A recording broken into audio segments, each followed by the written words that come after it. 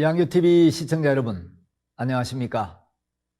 어제는 저희들 교회 한 자매님이 캐나다에 사시는 한 분을 인도해 오셨는데, 어제 오후에 제가 1시간 정도 이분에게 복음을 쭉 전했습니다. 이분이 복음을 듣고 너무 기뻐하고, 목사님, 이제 예수님이 십자가에 흘린 피로 내 모든 죄가 씻어진 걸 믿습니다. 제 마음이 너무 가벼워졌습니다. 오늘 교제가 너무 좋았습니다. 목사님, 저한테 설명해 주시면서 적은 이 종이 이거 제가 가져가도 되겠습니까? 아이고, 그거 가져가시라고.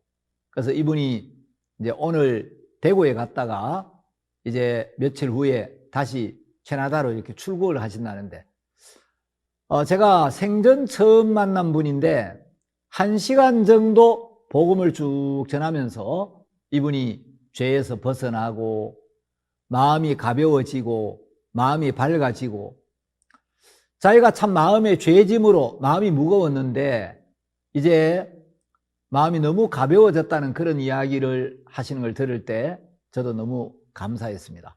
제가 오늘은 예레미야 17장 1절 말씀을 여러분과 함께 나누려고 합니다. 2차 세계대전이 한창일 때 일본군 정보장교 중에 오노다 히로라는 사람이 있었습니다. 이 오노다 히로는 제2차 세계대전이 끝났는데도 전쟁이 끝났다는 사실을 모르고, 또 전쟁이 끝났다는 소식을 전해 주어도 그걸 믿지 않고 29년 동안 필리핀의 정글에 숨어서 항복하지 않았던 일본 장교였습니다. 오노다 히로는 스파이 양성기관인 나가노 학교 출신이었는데 영어와 중국어에 아주 유창했습니다. 그래서 이제 스파이 교육을 받고 필리핀 루방섬에 파견이 되었습니다. 그러나 1945년에 연합군이 루방섬을 점령하면서 대부분의 일본군은 포로로 잡히거나 전사를 당해서 오노다 히로 혼자 남게 됩니다. 그는 미군 부대에서 훔쳐가지고 나온 라디오 덕분에 일본이 패망했다는 소식을 듣습니다. 그러나 그 소식을 듣지만 그 소식을 믿지를 않습니다. 그러다가 이제 마음을 바꾼 것은 1974년에 스즈키 노리오라는 교수가 오노다 히로를 찾아오게 되면서부터였습니다. 이 스즈키 씨는 이때 세계 일주 여행 중이었는데 그의 목표 중에 하나가 오노다 소위를 만나는 거였습니다. 루방섬을 방문해서 우연히 오노다 소위와 만난 이 스즈키 씨는 오노다와 함께 지내면서 전쟁은 이미 끝났고 세상이 어떻게 돌아가고 있는지를 자세하게 설명을 했습니다. 그러나 오노다는 전쟁이 끝났다는 사실을 믿지 않고 무려 29년 동안이나 투항을 거부하며 정글에서 홀로 지냅니다. 가끔 게릴라전을 하면서 식량은 섬 안에 있는 야생 물소를 잡아서 그걸 육포로 만들어 먹기도 하고, 또 자생하는 야자 열매 등으로 이제 식량을 보충을 합니다. 1945년 말에 필리핀 방어를 책임지고 있던 군사령관 명의로 전쟁은 끝났으니 빨리 항복하라는 삐라가 살포됩니다. 그러나 오노다 히로는 대일본 제국이 전쟁에 졌을 리가 없다고 믿고 항복하지를 않습니다. 그 다음에 이제 필리핀 정부군이 전쟁은 끝났으니 항복하라는 내용의 삐라를 뿌리는데 오노다 히로는 그 삐라를 보면서 이건 자신을 기만하는 계략이라고 굳게 믿고 여전히 항복을 하지 않습니다. 1946년에는 투항했던 부하들이 이 섬에 찾아와서 섬을 돌아다니면서 오노다 히로 전쟁이 끝났다, 빨리 일본으로 돌아가자 하고 외쳤지만 그는 이것이 미군의 속임수라고 믿고 여전히 투항을 하지 않습니다. 마침내 일본에 사는 가족들이 루방섬에 찾아와서 가족 사진을 뿌리고 확성기로 방송을 하면서 오노다 히로를 불러냅니다. 이제 오노다 히로의 형이 루방섬에 찾아와서 오노다 히로 들리느냐? 나는 너의 형이다. 일본은 전쟁에 졌고 전쟁은 끝났다. 빨리 나오너라 하고 방송하는 걸 먼 발치로 보았는데 이건 괴뢰 정부가 우리 형을 여기 강제로 데리고 와서 나를 잡으려고 놓는 미끼야, 이렇게 생각하고 나가지를 않습니다. 나중에 이제 오노다 히로의 아버지까지 루방섬에 와서 오노다 히로, 이 애비 목소리가 들리느냐? 전쟁은 끝났다. 빨리 나오너라. 집으로 돌아가자 하고 방송을 하는데도 나오지를 않습니다. 이제 그 다음에는 이 오노다 히로의 소식을 듣고 오노다 히로의 동창생들이 루방섬에 와서 그 섬을 돌아다니면서 학교 교가를 불러대면서 오노다 히로 나와라 하지만 그는 나타나지를 않습니다. 그래서 1960년에 일본 정부는 오노다가 1959년에 사망한 것으로 이제 정리를 해버립니다. 그런데 이제 대학 교수로 있다가 퇴직을 한 이 노리오 교수가 행방불명이 된 오노다 소위의 이야기에 호기심을 느끼고 내가 그를 직접 한번 찾아봐야 되겠다, 그렇게 결심을 하고 1974년에 루방섬을 방문해서 오노다 소위를 만나는 데 성공합니다. 그래서 이 노리오 교수가 전쟁은 끝났고 일본은 전쟁에서 졌으니까 항복하고 일본으로 돌아가라고 설득을 하는데 오노다 히로는 이 사실을 인정하지 않으려고 했고 설령 전쟁이 끝났다 치더라도 나는 군인이기 때문에 직속 상관의 명령이 없이는 투항할 수 없다고 고집을 부립니다. 이 노리오 교수가 일본으로 돌아와서 오노다의 직속 상관이었던 타니구치 소령을 찾았습니다. 타니구치 소령은 이미 제대를 하고 이제 도서 판매상을 하고 있었는데 이 노리오 교수가 타니구치 소령과 함께 루방섬으로 가서 오노다를 만납니다. 그리고 이제 타니구치 이 소령이 오노다에게 투항을 명령합니다. 오노다는 2차 대전에서 일본군이 패망했다는 사실에 굉장히 큰 충격을 받고 오랜 설득 끝에 투항을 결심합니다. 오노다 소위는 루방섬에 살면서 최소한 30명의 사람을 사살했는데 필리핀의 마르코스 대통령은 그 자리에서 그를 사면하겠다고 밝힙니다. 사실 전쟁은 29년 전에 벌써 끝났는데 이 오노다에게 여러 사람이 가서 전쟁이 끝났다는 이야기를 해주어도 오노다 히로의 마음에서는 전쟁이 안 끝나는 거예요. 여러분, 복음이 그렇습니다. 예수님의 십자가에서 우리의 죄가 벌써 끝이 났는데 사람들 마음에서는 죄가 끝이 나지를 않는 거예요.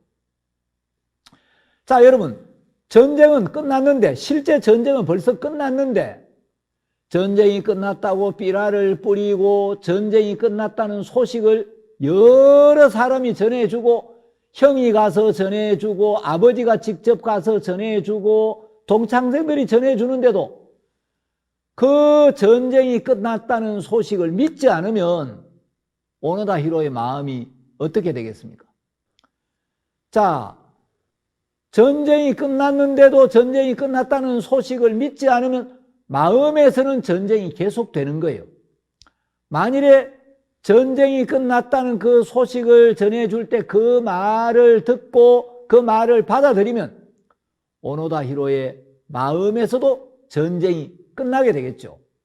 그리고 내가 내 자신을 믿었구나. 내가 전쟁이 끝났다는 이 기쁜 소식을 전해주는 사람들의 말을 받아들이지 않고 내가 내 자신을 믿고 내 생각을 믿었구나. 그런데 내가 내 생각에 속았구나. 자, 실제 전쟁은 없습니다. 실제 전쟁은 끝이 났는데 오노다 히로의 생각이 버려지지 않고 자기 생각이 부인되지 않으니까 총을 가지고 사람을 죽이고 몰래 민가에 내려가서 사람들의 물건을 훔치고 가족과 떨어져서 머나먼 이국에서 두려움과 불안 속에 힘든 삶을 사는 거예요. 그런데 전쟁이 끝났다는 이 소식을 듣고 마음에 받아들이면 그 순간 마음의 자유와 안식이 오고 이제 내가 일본으로 돌아가서 그립던 가족들을 만나 행복하게 살 수 있겠구나. 그런 소망이 생기겠죠. 그러면 더 이상 루방섬에 살 필요가 없고 일본으로 돌아가겠죠.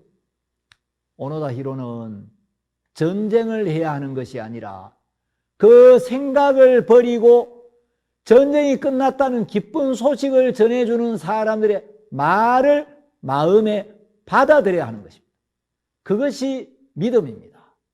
여러분, 하나님은 우리의 모든 죄값이 십자가에서 이미 확실하고 충분하게 지불되었다고 말씀하십니다.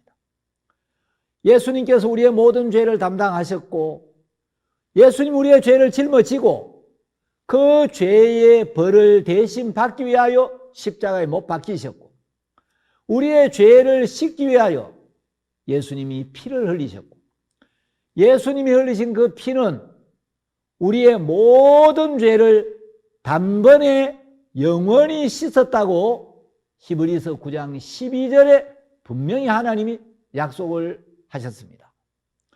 우리의 모든 죄에 대한 심판은 십자가에 끝났고 십자가에서 우리의 모든 죄는 씻어졌습니다. 이사야 40장 1절에 보면 너희 하나님이 가라사대 너희는 위로하라 내 백성을 위로하라 너희는 정다이 예루살렘에 말하며 그것에게 외쳐 고하라 그 복역의 때가 끝났고 그 죄악의 사함을 입었느니라 그 모든 죄를 인하여 여호와의 손에서 배나 받았느니라 할지니라 이런 말씀이 있습니다. 자, 하나님은 그 복역의 때가 끝났고 여러분 죄를 지어서 감옥에 들어간 사람이 법이 정한 죄값을 다 지불하고 나면 출소를 하는 거죠.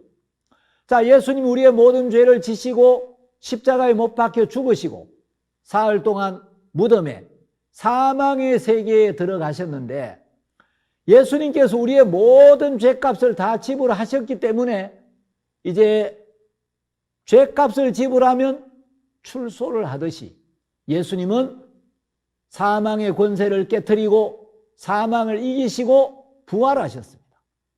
그래서 복역의 때가 끝났고 여러분 복역의 때가 끝나면 죄에서도 벗어나고 형벌에서도 벗어나고 감옥에서도 벗어나고 더 이상 감옥에 있을 필요가 없어지는 거죠.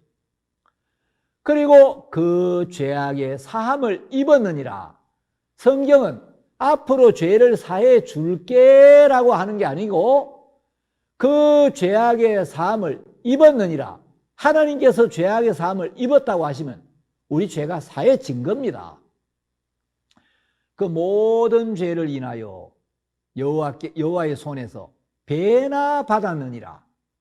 자, 여러분, 모든이라는 말은 100%만 쓸 수 있는 말입니다. 그 모든 죄를 인하여 자, 모든 죄라는 이 죄 안에는 여러분이 태어나서 죽을 때까지 짓는 모든 죄가 다 포함이 되는 겁니다. 큰 죄, 작은 죄, 알고 지은 죄, 모르고 지은 죄, 과거에 지은 죄, 오늘 짓는 죄, 앞으로 지을 죄. 여러분이 볼 때 정말 부끄럽고 은밀한 죄, 습관적으로 짓는 죄, 반복적으로 짓는 죄, 어떤 죄든지 하나님은 그 모든 죄를 인하여 여호와의 손에서 배나 받았느니라. 자, 우리가 평생 짓는 죄가 1억이라면 예수님은 2억의 죄값을 갚으셨다는 겁니다. 여러분, 우리가 지은 죄도 많지만 우리의 죄값은 넉넉하게 지불되었고, 우리 죄를 씻은 예수님의 보혈의 능력은 우리가 지은 죄보다 훨씬 더 크다는 사실을 이사야는 증거하고 있습니다. 여러분, 하나님이 우리를 죄에서 구원할 구원자를 보내실 때 우리의 죄를 넉넉히 사할 만한 구원자를 보내겠습니까? 우리 죄를 사하기에 부족한 구원자를 보내겠습니까? 우리의 죄값을 넉넉하게 지불하게 하시겠습니까? 우리 죄값을 지불하기에 부족해서 죄를 좀 남겨두고 가버리는 그런 구원자를 보내겠습니까? 예수님이 죄를 씻다가 다 씻지를 못해서 이제 더 이상은 못 씻겠다, 나머지는 내가 못하겠다, 미안하다, 그러고 가시겠습니까? 예수님은 결코 그런 분이 아닙니다. 하나님의 세계는 완전하고 영원한 세계입니다. 하나님은 불완전한 일을 하실 수가 없습니다. 하나님은 우리의 모든 죄를 영원히 완벽하게 사하셨습니다. 재미있는 이야기를 하나 해드리겠습니다. 어떤 목사님이 하나님의 완전하심을 주제로 말씀을 전하고 있었습니다. 여러분, 하나님은 완전하십니다. 하나님 말씀도 완전하고 하나님이 하시는 모든 일은 완전합니다. 그 하나님의 완전하심에 대하여 막 열심히 말씀을 전하고 있는데 어떤 노처녀가 설교 도중에 손을 번쩍 들면서, 목사님,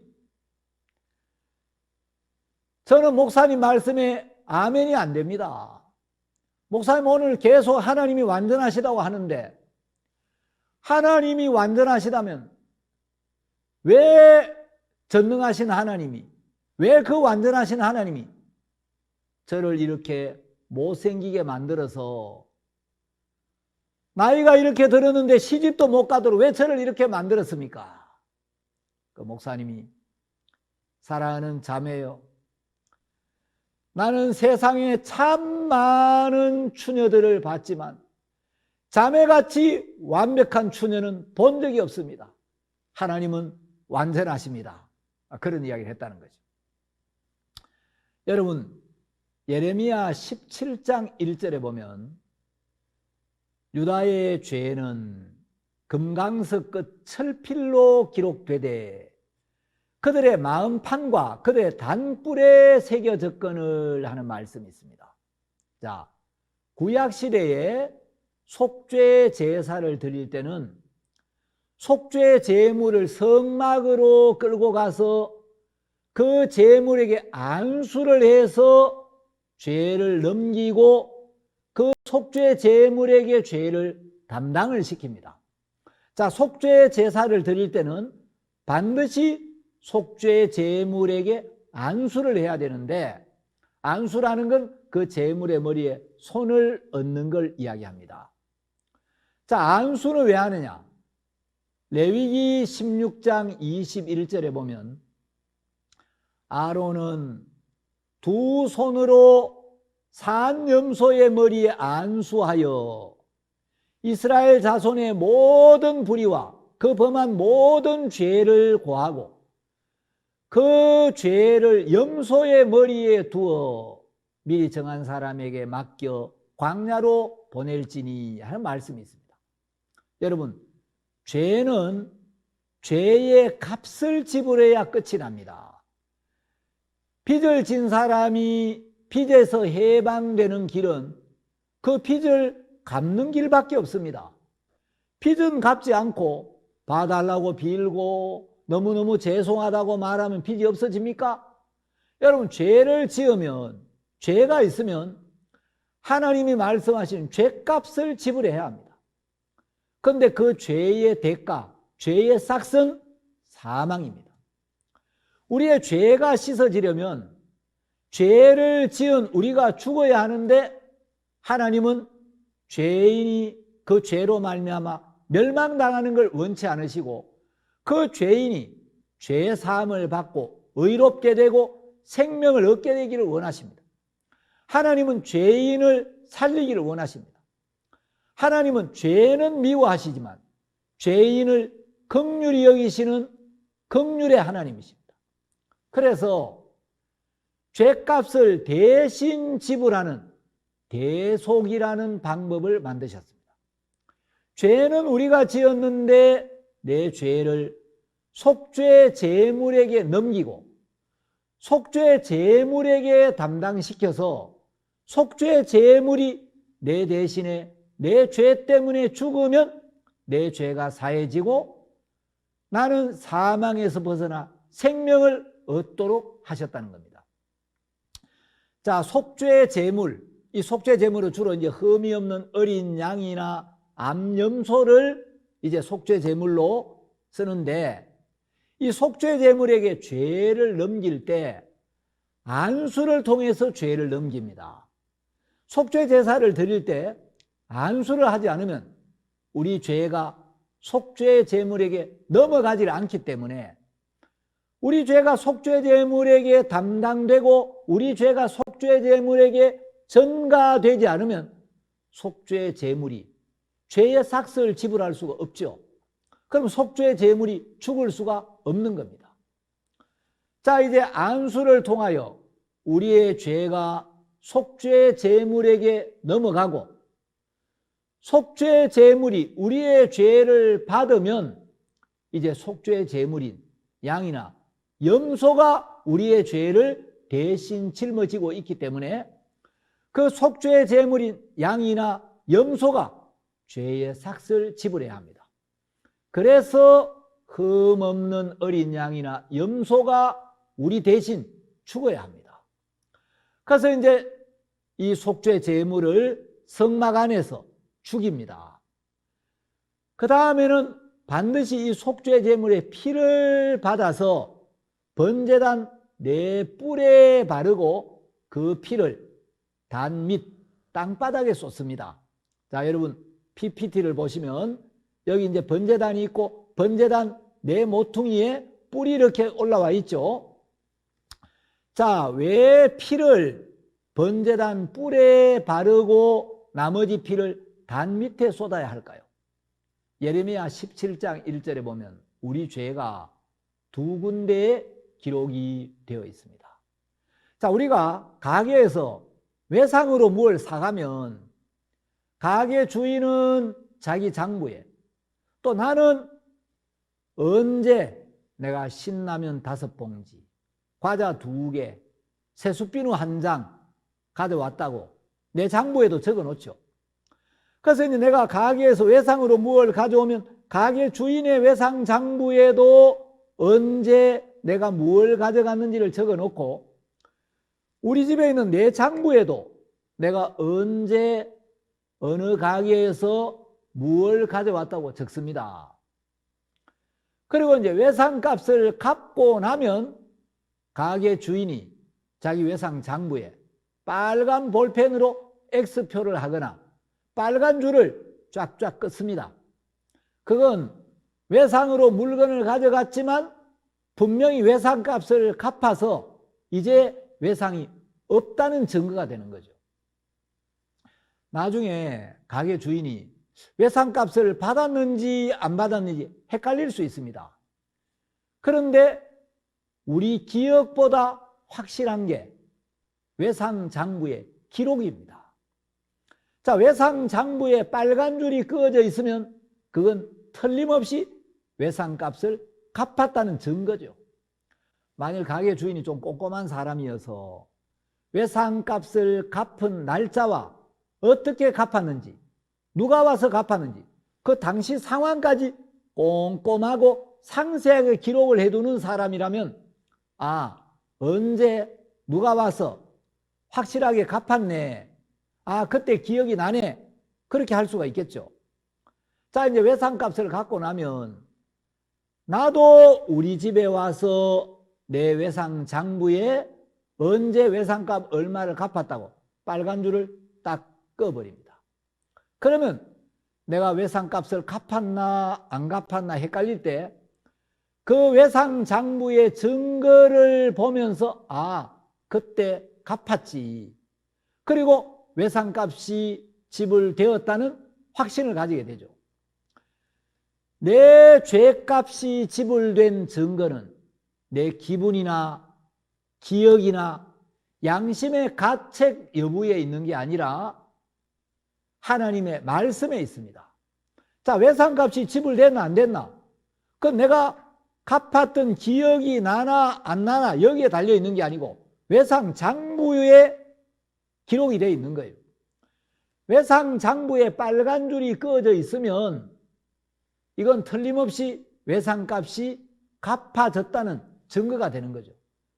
그 빨간 줄을 확인하면 내 마음이 외상값에서 벗어납니다. 자, 우리가 부동산 매매를 하거나 어떤 계약을 체결하거나 금융 거래를 할 때 제일 중요한 것은 계약서나 공증이나 영수증 같은 문서상의 증거죠. 은행에 가거나 인터넷으로 들어가면 내가 거래한 통장의 거래 내역을 조회할 수가 있습니다. 거기에는 정확하게 내 통장의 입출금 내역이 기록되어 있습니다. 입금액, 출금액, 입금한 날짜, 출금한 시간, 이런 것이 정확하게 기록되어 있습니다. 자, 그처럼 우리가 죄를 지으면 번제단 뿔과 우리 마음판에 죄가 기록이 된다고 예레미야 17장 1절은 이야기를 하고 있습니다.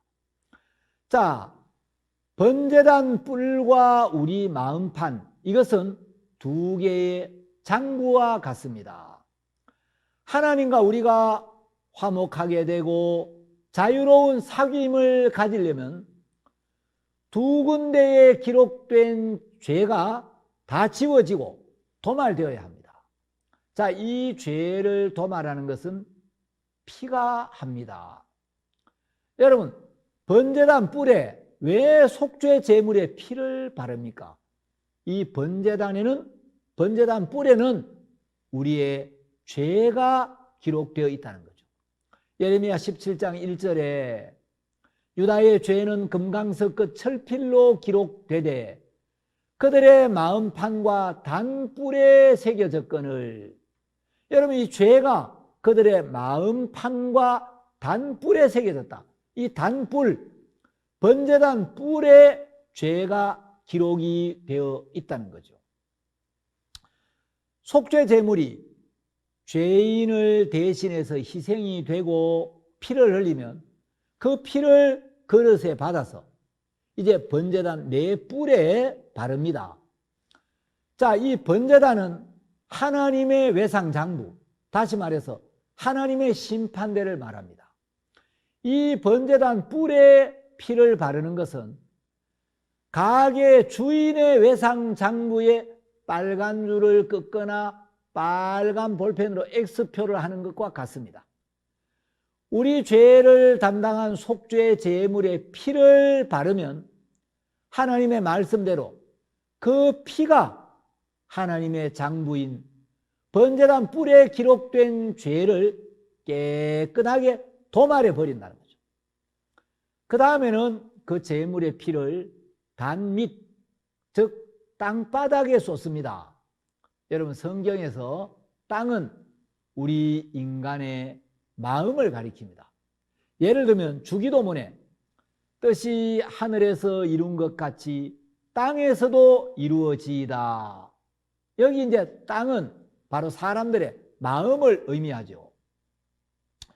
자, 속죄 제물의 피를 땅에 쏟는 것은 외상값을 갚았으니 내 외상 장부에도 빨간 줄을 끊는 것과 같습니다. 예수님의 피가 하늘에 높이 들린 십자가 네 곳에서 흘려집니다. 예수님 머리에 가시관을 쓰시고 머리에서 피를 흘리시고 두 손과 두 발에 못이 박혀서 예수님 피를 흘리는데, 그 예수님의 피가 십자가에 높이 들린 하늘에서도 흘려지지만, 예수님은 십자가에 높이 들려서 하늘에서도 피를 흘리지만, 이제 십자가에서 흘린 그 피가 땅에서도 뚝뚝뚝뚝 흘러내립니다. 세상 죄를 짊어지신 예수님이 십자가에 못 박히시고 그 피가 흘려졌을 때 하나님은 십자가에 흘려진 그 피를 보시고, 이제 온 인류의 모든 죄에 대한 벌을 예수가 받았구나, 온 인류의 모든 죄값이 지불됐구나, 이제 더 이상 인간들을 심판할 죄가 없구나, 모든 죄의 심판이 끝이 났구나, 하나님은 그렇게 말씀하시는 거예요. 그래서 이제 하나님은 그 십자가의 피를 보시고 우리를 향해서 너희들은 의롭다, 깨끗하게 되었다, 죄가 없다, 모든 죄의 심판이 끝이 났고 너희들의 모든 죄가 영원히 씻어졌다, 이제 내가 다시는 너희들의 죄를 기억지도 않겠다 하고 약속하신 겁니다. 자, 그런데 그 피가 십자가 위에서도 흘려져야 했지만 그 피가 땅에도 흘려져야 했습니다. 속죄 제물의 피가 번제단 밑에 땅바닥에도 쏟아지듯이 예수님의 피는 십자가 위에서도 흘려졌지만 그 피가 땅에도 흘려져야 했습니다. 자, 그것은 우리 마음에도 예수님의 피가 흘러 들어와야 한다. 자, 그 피가 십자가 위에만 흘려지는 게 아니라 이제 십자가에 흘리는 그 피가 땅에도 흘러서 땅을 적시듯이 이제 예수님의 보혈이 우리 마음에도 흘러 들어와서 우리 마음을 적시고 우리 마음을 깨끗하게 해야 한다는 거죠. 마치 내 장부에 기록된 외상값도 지워버리고 언제 갚았다고 기록을 해두듯이 이제 십자가에 흘린 그 피를 바라보면서 예수님이 돌아가실 때 내 죄가 사해졌네, 2000년 전에 예수님께서 내가 받아야 될 심판을 다 받으셨네, 그래서 예수님 돌아가실 때 다 이루었다라고 하셨네, 이제 내가 죄인이 아니라 하나님 보실 때 의롭게 되었네, 그 믿음을 갖는 겁니다. 자, 속죄 제물의 피가 땅에 쏟아진다는 것은 십자가 위에서 흘리신 예수님의 보혈이 내 죄를 다 씻었다는 말씀을 믿음으로 마음에 받아들이는 걸 의미합니다. 십자가에서 이미 우리 죄를 씻어주신 예수님을 믿으면 내 마음에서도 죄가 끝이 나고 나는 이제 하나님의 은혜로 예수님의 공로로 더 이상 죄인이 아니라 죄를 깨끗하게 씻음받은 의인이다 하는 믿음이 들어오는 거죠. 자, 그것을 보고 구원을 받았다라고 하는 겁니다. 그래서 로마서를 보면 로마서 8장 1절에서는 그러므로 이제 그리스도 예수 안에 있는 자에게는 결코 정죄함이 없나니, 결코 여하한 경우에도 죄를 인정함이 없다, 무죄다라는 거죠. 자, 로마서 10장 10절에는 사람이 마음으로 믿어 의에 이르고 입으로 시인하여 구원에 이르느니라 하고 말씀하십니다. 자, 여러분, 이 복음을 마음으로 믿으면 마음으로 믿어 의에 이르고, 예수님이 내 죄를 다 씻으셨고 내 모든 죄를 사하셨다는 이 말씀을 마음으로 받아들이고 마음으로 믿으면 내 마음이 죄에서 해방되고 마음이 의에 이른다는 거죠.